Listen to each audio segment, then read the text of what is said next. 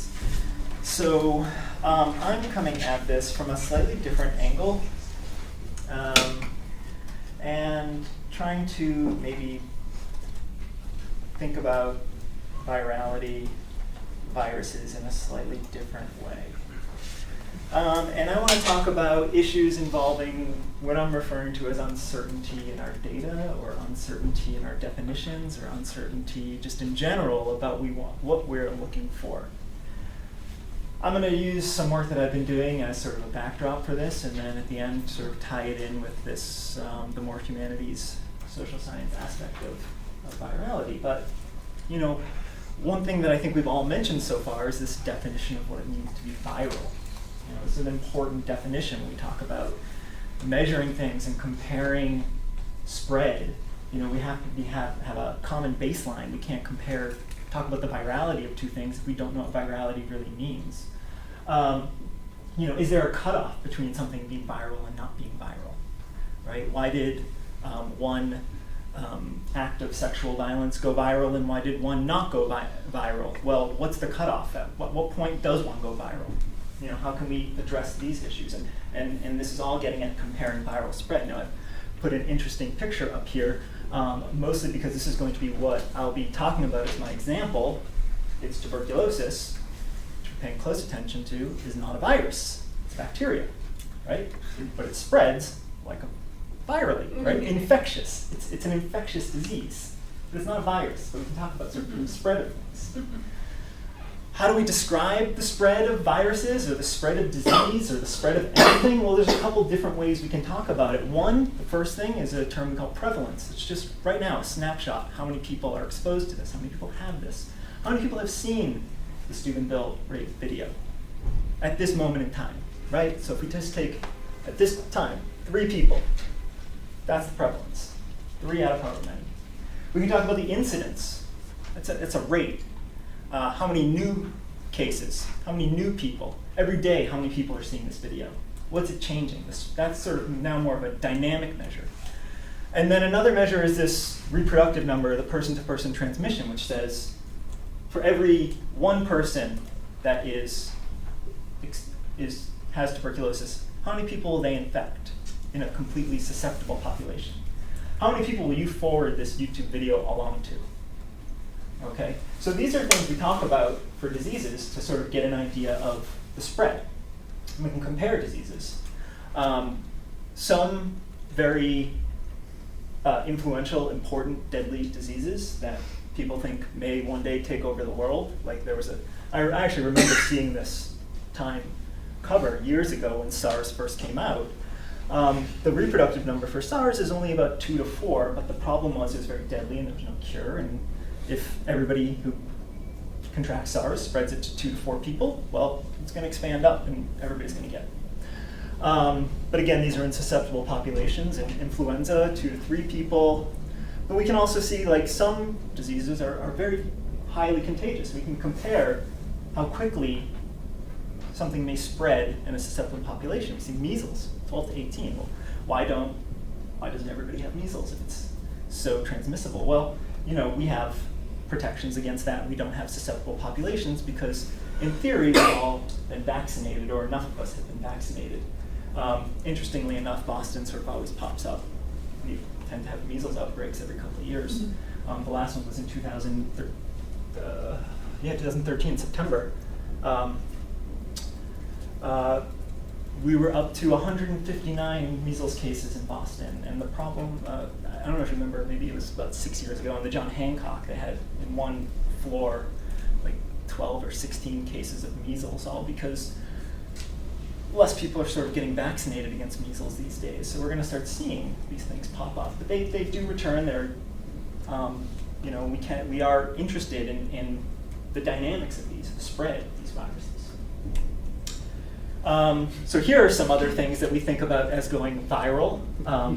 These are just some very, well, that's Psy from the Gangnam Style, and that's currently, I think, the most watched YouTube video to date. It was like 130 million views, something like that. And then, you know, somewhere down way down the list is Susan Boyle, and she was something like 50 million views. And then this one I think is interesting. This is Jimmy Kimmel. He made a viral video. He made a fake video. I don't know if you've heard this story of this girl twerking, and while she's twerking, she falls over onto a table with candles and catches on fire, and then the video cuts off. Well, then they released the full video, which Jimmy Kimmel comes in at the end wearing the same thing as her and puts out the fire. And so it was this fake viral video that actually all they did was put it up on YouTube under a different account name, and it spread and it went viral. And it got 14 million views, I think. And then the full video, once people realized that Jimmy Kimmel did it, the full video got 16 million views. So it actually went potentially more viral, right? It got more views. Can we say that was a more viral than the other? Right? It's now people know it's a fake video. They want to see the full thing. Was it the same? Was it somebody who already watched the video and then went back to see it again and then see Jimmy Kimmel at the end? Or was it like me, who I didn't see the first video because I'm like, that's stupid. And then somebody's like, oh, it's a prank video. And I'm like, oh, well, then I'll watch it and see what it's all about. So I was one of the 16 million, but not one of the 14 million. But again, what's the cutoff? Right? How far down the YouTube video list do you have to go before you say, like, well, this is not viral? This video got this many hits, it went viral. This video got this many hits, it did not go viral. And I think one way we can talk about that is sort of how things are spreading. So I'll just briefly talk about tuberculosis, and more specifically, a very nasty form of tuberculosis called multiple drug-resistant tuberculosis. And if there's one thing you walk out of here with today, it should be sheer terror about antibiotic-resistant diseases that will kill us all one day. MDR-TB is a form of TB. It's a resistance to 2 first-line treatments for tuberculosis. So people come down with tuberculosis, they put them on these drugs, and if they fail treatment for both of these drugs, they're resistant to these drugs. They need to go on more extreme treatments, but they're considered drug resistant. And tuberculosis is an interesting disease. I mean, most of the diseases that we have names for, we can cure. We know what causes them. It's a really good sign if a disease has a name. If it's named after the thing that causes it, like tuberculosis. It's a bad sign if it's named after somebody who has it. Because if we know what causes it, we have a way to sort of fight it. But there's still a lot we don't know about tuberculosis. We don't still really know the mechanisms of transmission. We don't know things like that. And we don't know whether the burden of drug resistance is because people are failing treatment or whether people are transmitting drug-resistant tuberculosis from person to person. So if 2 people are in close contact and one of them has drug-resistant tuberculosis, are they transmitting drug-resistant tuberculosis or regular tuberculosis to a person? These are things we still don't really know, so we want to look at.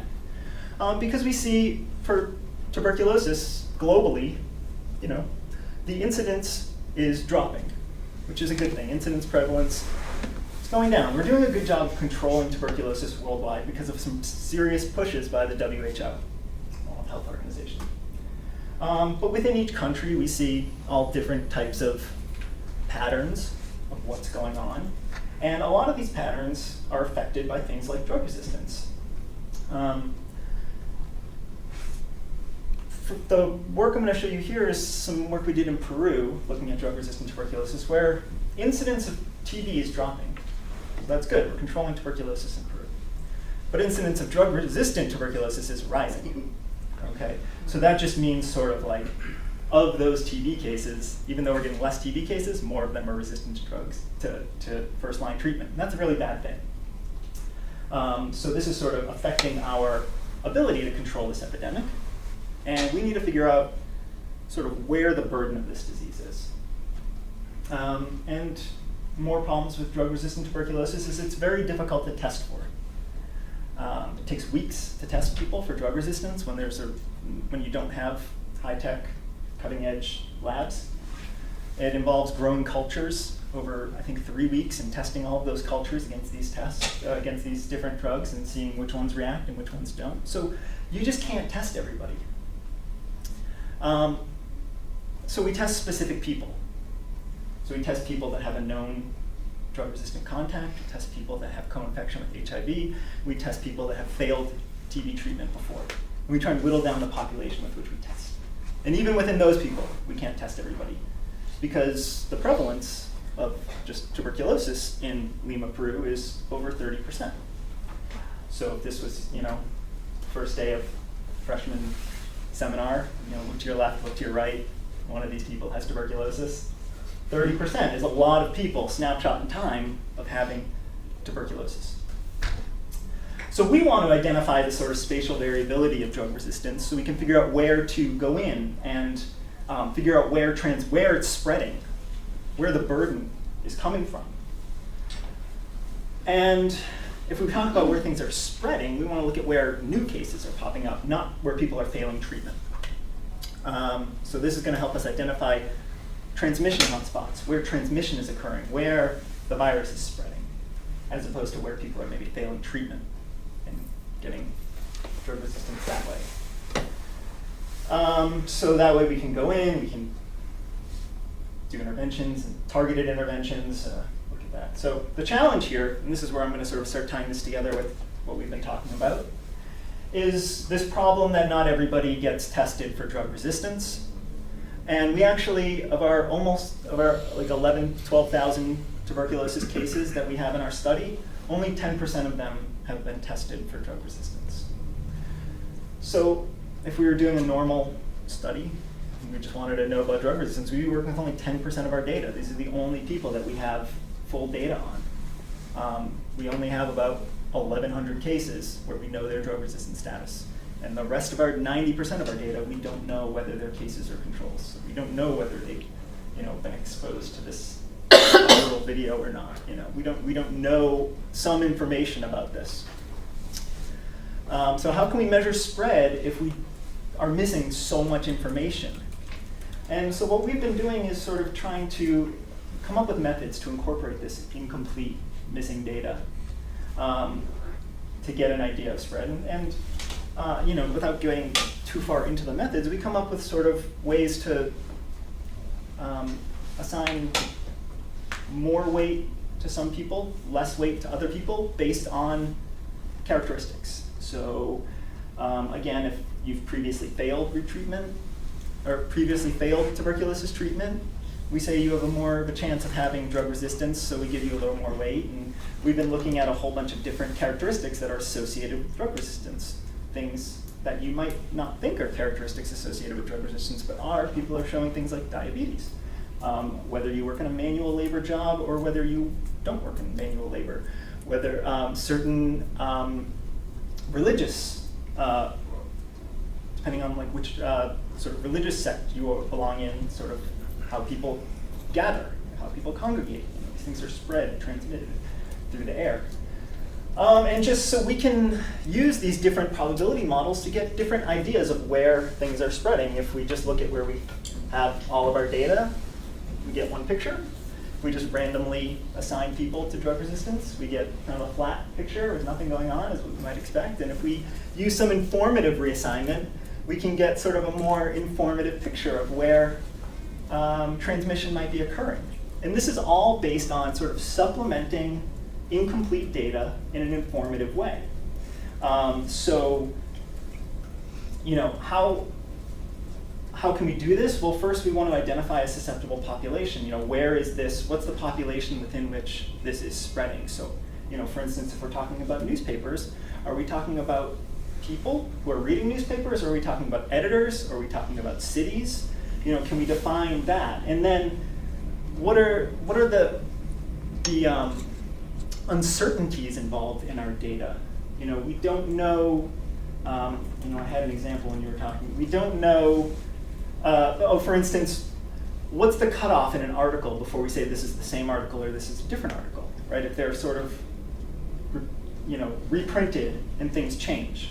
Well, obviously, there's something in our mind where if we look at two different articles, we know they're different. But how different do they have to be before we categorize those differently? So we can actually put sort of a probabilistic model on that. We can model these in different ways and come up with different pictures or different maps based on how we model these things, under what assumptions we make how different two things have to be, how different two names have to be before we think an article is written by different people.